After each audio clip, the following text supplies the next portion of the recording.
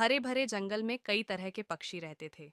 उनमें से सबसे छोटी थी गौरैया चिन्नी, लेकिन बुद्धि में वह सबकी गुरु थी। एक गर्म दोपहर जंगल में पानी की भारी कमी हो गई। सभी पक्षी प्यास से परेशान थे।